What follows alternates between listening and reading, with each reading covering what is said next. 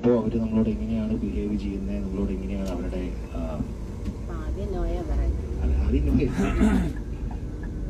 അപ്പൊ അങ്ങനെ കർത്താവ് അവരോട് അമ്മ പറയുകയാണ്, വൈൻ തീർന്നു പോയി അല്ലെങ്കിൽ വീഞ്ഞ് തീർന്നു പോയി. കർത്താവ് പറയുന്നു, എന്തിനാണ് നമ്മളത് കാര്യം നോക്കുന്നത്? പക്ഷെ എങ്കിലും അമ്മ പറഞ്ഞുകൊണ്ട് കർത്താവ് ബാക്കി കൽപ്പനകളൊക്കെ അവർക്ക് കൊടുക്കുകയാണ്, ഇൻഫർമേഷൻ കൊടുക്കുകയാണ്, ഇതൊക്കെ ചെയ്യണം. അമ്മ പറയുന്നു, അവൻ പറയുന്ന പോലെ നിങ്ങൾ കേൾക്കുകയും. കാരണം നമുക്കറിയാം കർത്താവിനോട് പറഞ്ഞാൽ കർത്താവ് ചെയ്യുമെന്ന് നമുക്കറിയാം. അതുകൊണ്ടാണ് നമ്മുടെ മാധ്യസ്ഥതയിൽ നമ്മൾ ആദ്യം അമ്മയെ വിളിക്കണം. മനസ്സിലായോ? ഏറ്റവും ടോപ്പിലിരിക്കുന്നത് എപ്പോഴും കർത്താവ് തന്നെയാണ്. അപ്പൊ കർത്താവിനോട് ഡയറക്റ്റ് പറഞ്ഞു കഴിഞ്ഞാൽ ചിലപ്പോൾ കർത്താവ് കേട്ടുന്നു വരില്ല. അപ്പൊ അതുകൊണ്ടാണ് നമ്മൾ ഒരു മീഡിയേറ്റർ ആയിട്ട് അമ്മയോട് കാര്യം പറയുന്നത്. അമ്മ പറഞ്ഞാൽ കർത്താവ് കേൾക്കും. അതുകൊണ്ടാണ് സഭയില് മാതാവിന്റെ ജപമാലയ്ക്കും മാതാവിനും ഇത്രമാത്രം മാധ്യസ്ഥവും ഇത്രമാത്രം പ്രാധാന്യം നമ്മൾ നൽകുന്നത്. ഒരിക്കലും മാതാവാണ് ഏറ്റവും ഉയരത്തിലിരിക്കുന്നതെന്ന് പലരും ചിന്തിക്കാറുണ്ട്. എന്റെ വിശ്വാസത്തിനെതിരെ പറയുന്നതല്ല, പക്ഷെ എങ്കിലും അമ്മയോട് പറഞ്ഞാൽ പെട്ടെന്ന് മാതാവ്. അപ്പൊ അങ്ങനെ മാതാവിനോട് പറയുന്നു, കർത്താവിനോട് പറയുന്നു. കർത്താവ് അങ്ങനെ എത്ര ഭരണി വെള്ളം എടുത്തു വയ്ക്കാൻ പറഞ്ഞു?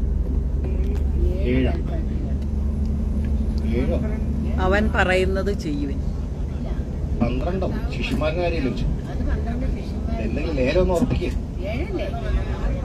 6 നമുക്ക് വണ്ടി തിരിച്ചുവിടാൻ. എല്ലാ ദിവസവും ബൈബിൾ വായിക്കുന്ന ആൾക്കാരാ.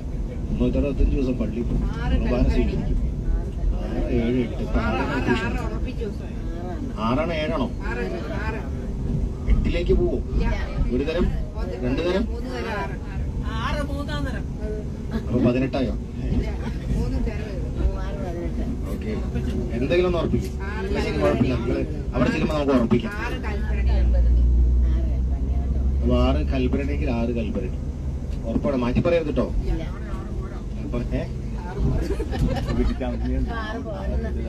നമ്മളോട് ഇറങ്ങാനായി വീണ്ടും ബാക്കി കാര്യങ്ങൾ പറയാം.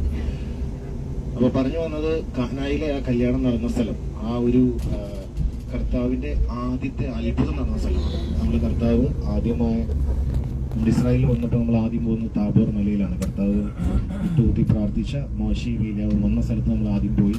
അതുപോലെ മംഗളവാർത്ത അറിയിച്ച പള്ളിയിൽ നമ്മൾ പോകുന്നു.